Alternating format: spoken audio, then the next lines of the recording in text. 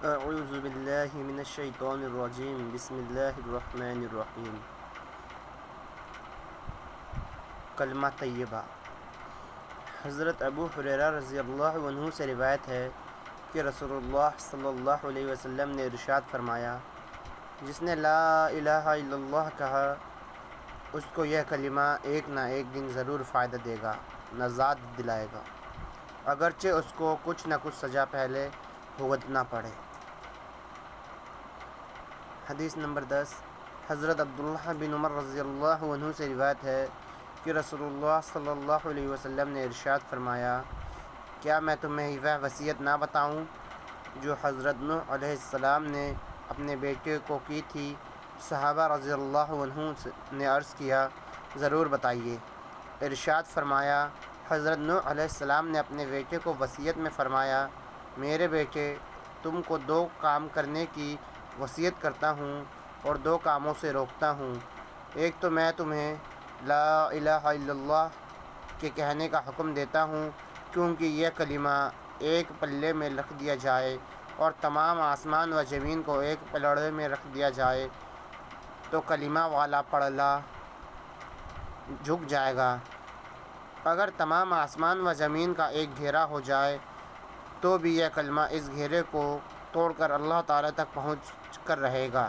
دوسری چیز جس کا حکم دیتا ہوں وہ سبحان اللہ عظیم و بحمدہ کا پڑھنا ہے، کیونکہ یہ تمام مخلوق کی عبادت ہے اور اسی کی برکت سے مخلوقات کو روزی دی جاتی ہے۔ اور میں تم کو دو باتوں سے روکتا ہوں، شرک سے اور تکبر سے، کیونکہ یہ دونوں برائیاں بندے کو اللہ سے دور کر دیتی ہے۔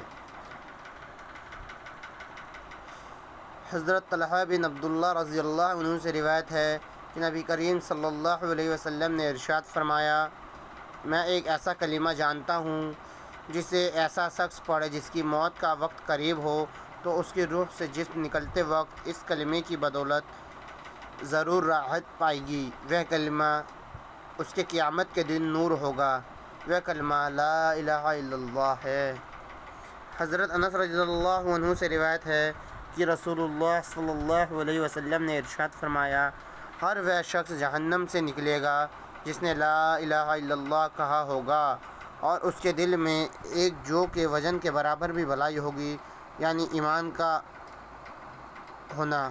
پھر وہ شخص جہنم سے نکلے گا جس نے لا الہ الا اللہ کہا ہوگا اور اس کے دل میں گندم کے دانے کے برابر بھی خیر ہوگی، یعنی ایمان ہوگا۔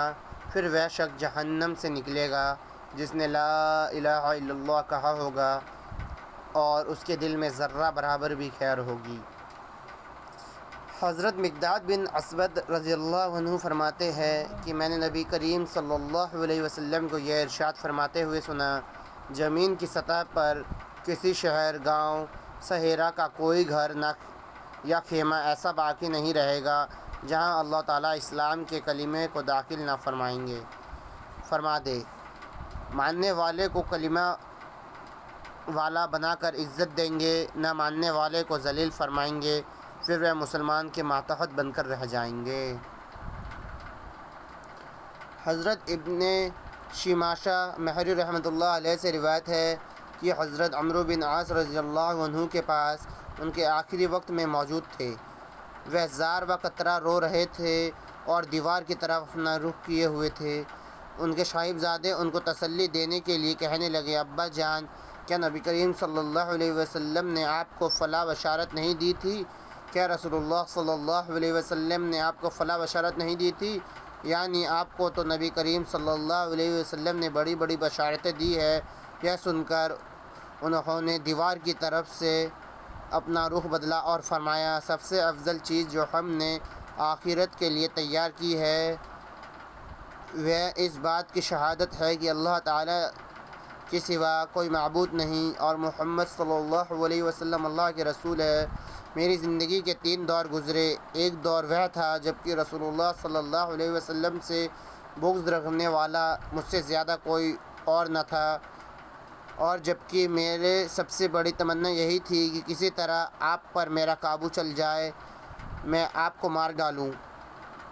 یہ تو میری زندگی کا سب سے بدتر دور تھا۔ خدا نخواستہ میں اس حال پر مر جاتا تو یقیناً دوزخی ہوتا۔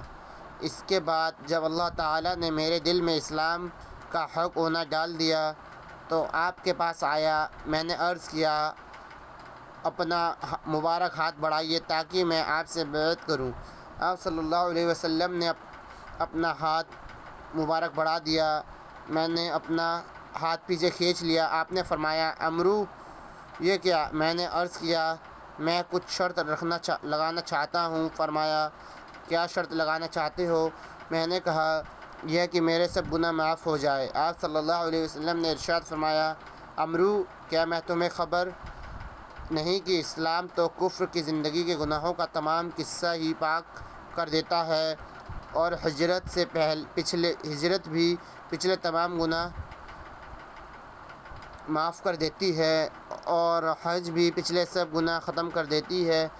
یہ دور وہ تھا جب کہ آپ سے زیادہ پیارا، آپ سے زیادہ بزرگ و برتر میری نظر میں کوئی اور نہ تھا۔ آپ کی عظمت کی وجہ سے یہ تواب نہ تھی کہ آپ کو نظر بھر کر دیکھ سکوں۔ اگر مجھ سے آپ کی صورت مبارک پوچھی جائے تو میں کچھ نہیں بتا سکتا کیونکہ میں نے کبھی پوری طرح آپ کو دیکھا ہی نہیں۔ کاش اگر میں اس حال پر مر جاتا تو امید ہے کہ جنتی ہوتا۔ پھر کچھ چیزوں کے متولی اور ذمہ دار بنے اور نہیں کہہ سکتے کہ ہمارا حال ان چیزوں سے کیا رہا۔ یہ میری زندگی کا تیسرا دور تھا۔ اچھا دیکھو جب میری وفات ہو جائے تو میرے جنازے کے ساتھ کوئی بویلا اور شور و شغب کرنے والی عورت نہ جا پائے، نہ زمانہ جاہلیت کی طرح آگ میرے جنازے کے ساتھ ہو۔ جب مجھے دفن کر چکے ہو تو میری قبر پر اچھی طرح مٹی ڈالنا اور جب فارغ ہو جاؤ تو میری قبر پر اتنی دیر ٹھہرنا جتنی دیر میں اونٹ ذبح کر کے اس کا گوشت تقسیم کیا جاتا ہے تاکہ تمہاری وجہ سے میرا دل لگا رہے اور مجھے معلوم ہو جائے کہ اپنے رب کے بھیجے ہوئے فرشتوں کے سوالات کے جوابات کیا دیتا ہوں۔ صدق اللہ العلی العظیم۔